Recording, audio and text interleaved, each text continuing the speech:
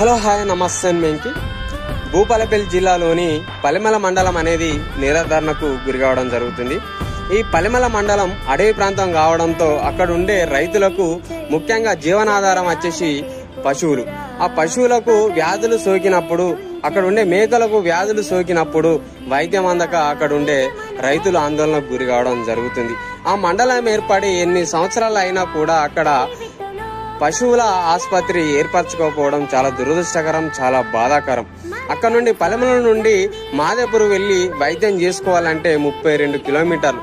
ఆడికి వెళ్లే లోపలే మధ్య మార్గంలో పశువులు చనిపోయే దాఖనాలు కూడా ఉన్నాయి. సో ఇప్పటికైనా ప్రభుత్వం వాటిపైన చర్యలు తీసుకొని అక్కడ పశువుల దవాఖానా ఏర్పరిచే విధంగా అధికారులు గాని అక్కడ ప్రజాప్రతినిధులు ఉండాలని తెలియజేసుకుంటూ మీ వెంకి. Thank you. నా ఛానల్ లైక్ చేయండి, షేర్ చేయండి, సబ్స్క్రైబ్ కొట్టండి. Thank you.